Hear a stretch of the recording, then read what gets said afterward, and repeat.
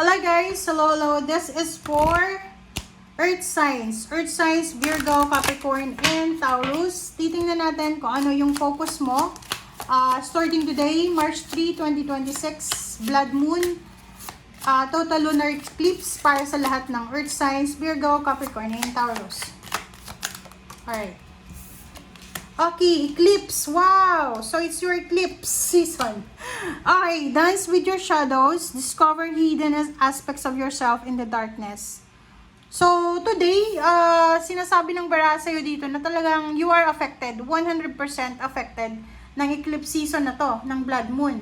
So, yung blood moon naman, yung manifestation ng blood moon natin ngayon is all about mga delays, kanyan, mga hang-ups.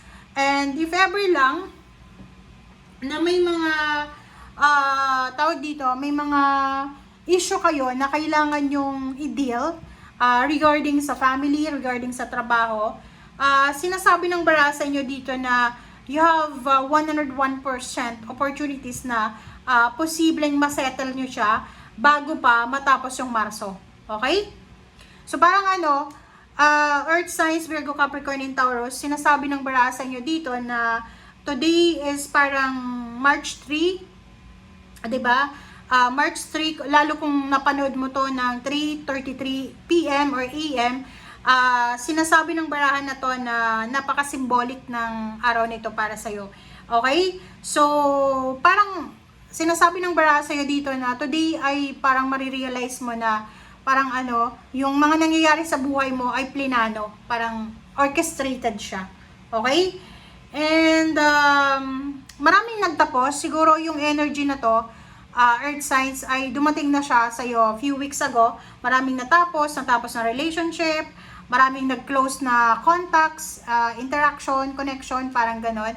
Maraming nawala, maraming kaibigan na nawala ka, like through mga miscommunication or anything. But kung ano man yan na emotional endings na nangyari sa buhay mo, sinasabi ng bara sa'yo na hindi yan hindi yan parang hindi yan failure, hindi yan rejection, and that's redirection. Okay? Parang ini-expose lang ng blood moon na to, ng lunar eclipse na to, kung ano talaga yung dapat mong makita. And it will give you so much freedom.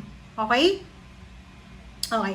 So, eto naman, sinasabi ng bara sa'yo na starting today, kailangan mong mag-focus sa iyong isip, sa iyong katawan, sa iyong espiritu, sa iyong past, present, and future, and kung ano ka, okay? Who you are, who you were, who you are becoming. Kung ano yon. So, yun. Since ikaw lang yung nakakuha ng barahan na to sa lahat ng zodiac signs, sinasabi ng barahan sa'yo na huwag kang matakot. Kasi parang, di ba, pag nakakita tayo ng blood moon, parang bloody, madugo. So, matatakot ka. Kaya nga sabi sa'yo dito na dance with your shadows. Sayawan mo lang kung ano yung mga issue na yan sa buhay mo, kalungkutan, ganyan, ganito.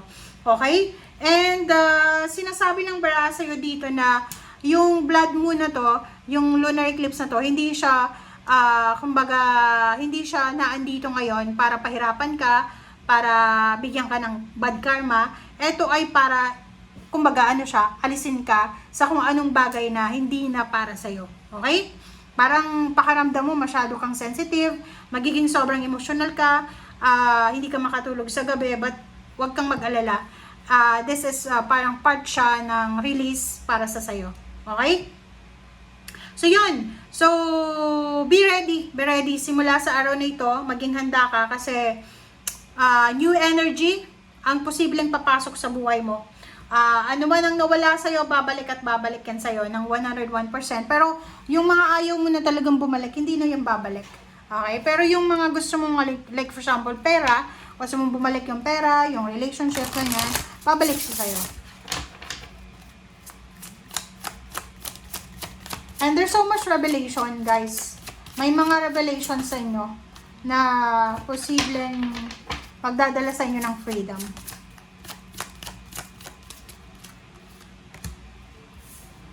Focus ka daw. You need to focus. Mag-focus ka sa kung ano yung importante sa'yo ngayon.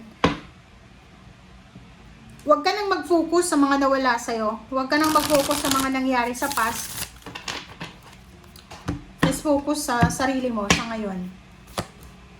Okay, Temperance.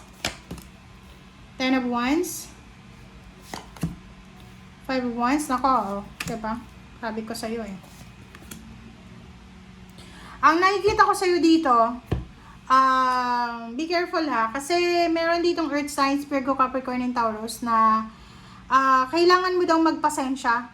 Starting today or maybe few weeks ago, kailangan mong magkaroon ng pasensya kasi makakaramdam ka ng sobra-sobrang pagod. Makakaramdam ka ng sobra-sobrang antok. Aantokin ka, magugutom ka. Yung parang ang bigat ng pakiramdam mo, parang feeling mo may sipon ka pero wala ka namang sipon. Yung iba, isnis ng isnis, bahing ng bahing. Yung iba naman sa inyo dyan ay parang gustong makipag-away. So, eto yung mga energy na parang mararamdaman mo simula sa araw na ito, ha? So, kaya be patient, guys. Pag pakiramdam mo pagod, magpahinga, matulog. Pag puyat ka, matulog. Pag gutom, kumain.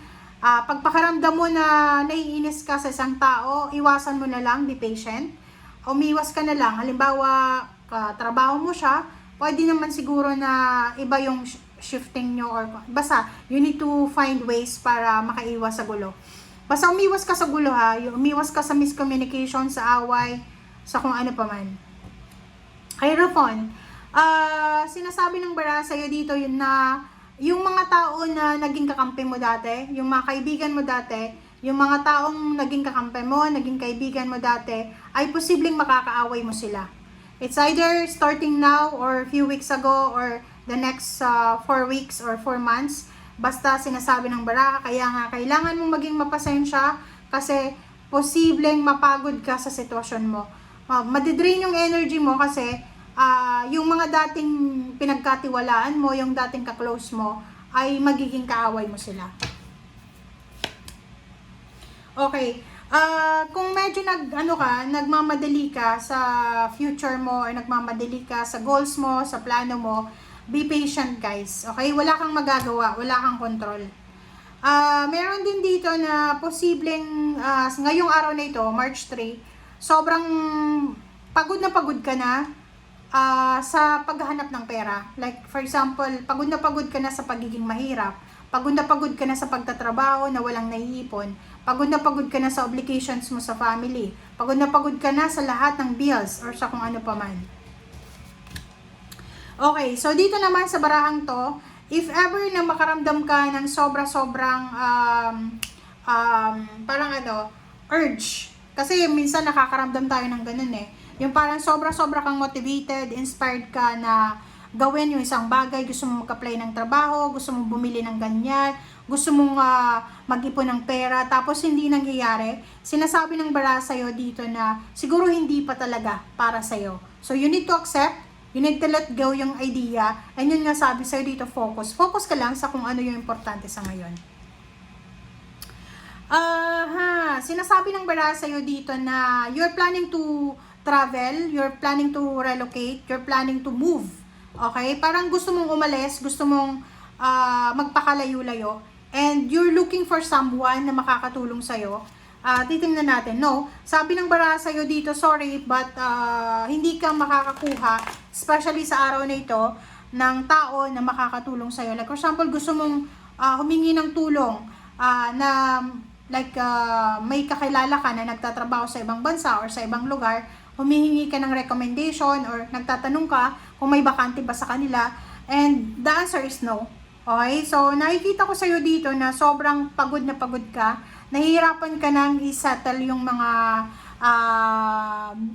settle ang lahat sa buhay mo. Kasi, yung Ten of Swords dito, overall siya, physical, mental, financial, spiritual, yung parang hindi sa napoposes ka ng bad spirit or evil spirit, pero namumroblema ka eh. Problemado ka sa pera, problemado ka sa future mo, problemado ka sa physical health mo, problemado ka sa financial health mo, problemado ka sa lahat. So, kung makikita mo sa baraha mong ito, sinasabi ng baraha nga sa'yo na mag-focus ka sa kung ano yung importante sa ngayon. Kasi masyado kang nape-pressure sa mga nakikita mo sa social media, sa mga nakikita mo sa kabatch mo, sa mga nakikita mo sa kamag-anak mo, and ikaw mismo ang nagdadala ng problema sa sarili mo. Alright? And yung King of Wands dito, sinasabi ng baraha na minsan, kahit sobrang sipag natin sa trabaho, kung talagang hindi para sa atin yung trabahong yan, talagang mawawala yung trabahong yan. Kaya nga, kailangan nating ilagay sa center ang ating paniniwala, ang ating spiritual, kasi pag minsan, tao lang tayo, wala tayong control, tapos kinokontrol natin yung sitwasyon. So, mali yun. Okay? Thank you guys. Bye!